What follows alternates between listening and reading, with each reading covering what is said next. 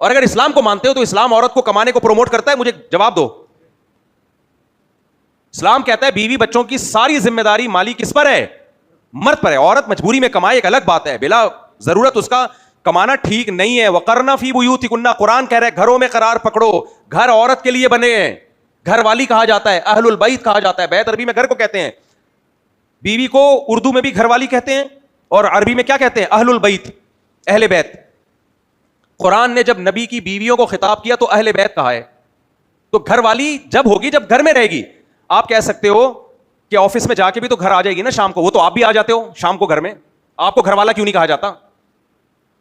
ابے بیوی کو گھر والا اس لیے کہا جاتا ہے 24 گھنٹے گھر میں رہتی ہے, کبھی کبھار گھر سے باہر نکلتی ہے, اور آپ زیادہ گھر سے باہر رہتے ہو جاب کی وجہ سے, شام کو گھر پہ آ جاتے ہو. ساری سیٹنگ کا بیڑا غرق کر دیا یار. جو فطرت کی بنائی ہوئی سیٹنگ ہے, خدا کو نہیں مانتے تو نیچر کو تو مانتا ہے نا ہر شخص.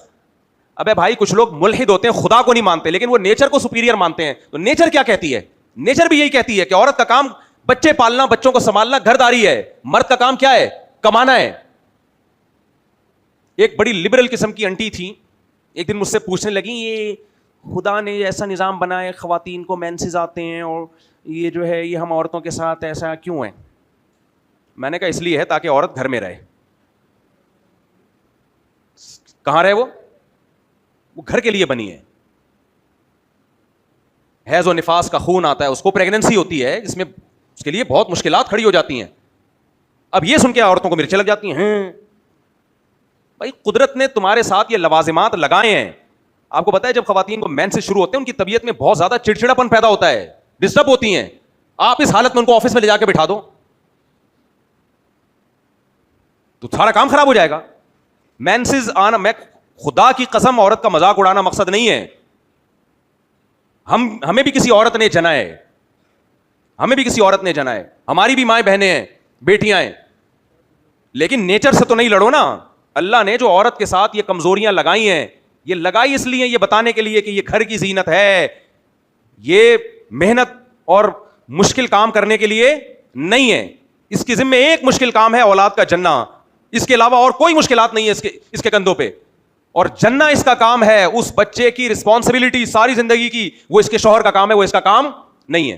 سمجھ میں آ رہی ہے بات کہ نہیں آ رہی؟ تو مرد کو فارغ تھوڑی رکھا ہے اللہ تعالیٰ نے. اب عجیب نظام بنا دیا یار, بیچ میں لٹک گئے ہو سالے. سالے سے یاد آیا, وہ خاتون نے پھر شکایت کی میرا سالہ ایسے کر رہا ہے. میں نے کہا تو از کالڈ سالہ, وہ کیا ہوتا ہے, وہ شوہر کے بھائی کو کیا بولتے ہیں؟ سوری دیور, الٹا کر لیں اس کو. یہ سسرالی رشتوں کے نام نہ نند, جٹھانی, دیورانی, یہ مجھے کبھی یاد ہی نہیں ہوئے. ہر دفعہ سوچنا پڑتا ہے کہ یہ دیورانی کسے کہتے ہیں, جٹھانی کسے کہتے ہیں. ہاں اتنے ہول سیل کے حساب سے ہم سب کو ایک ہی طرح, سب کو سالے کی نگاہ سے ہی دیکھتے ہیں ہم. سسرالی رشتے اللہ بہت اچھے ہوتے ہیں الحمدللہ. خیر, تو بھائی ایک طرف ہو جاؤ, سمجھ رہے ہو, یا ادھر ہو جاؤ, یا پورے بغیرت بن جاؤ, یا فل غیرت مند بن جاؤ. ایک طرف ہو جاؤ, اس سے سکون. انگریز کی طبیعت میں سکون آ گیا ہے, انگریز کی طبیعت میں سکون آ گیا. کیوں سکون آ گیا؟ وہ اپنی بیوی سے وہ چیزیں ایکسپیکٹ ہی نہیں کرتا جو ہماری سوسائٹی میں لوگ اپنی بیوی سے چاہتے ہیں. اطاعت, فرما برداری انگریز نہیں چاہتا. وہ کہتا ہے تم بھی آزاد ہو, ہم بھی کیا ہیں, آزاد ہیں. تو وہ یہ سکون ہے, وہ گرل فرینڈ کی طرح ہی بیوی کو تقریباً ٹریٹ کر رہے ہوتے ہیں. اور عورت بھی اپنے شوہر سے زیادہ امیدیں نہیں لگاتی. وہ کہتے ہیں جمشید ہے,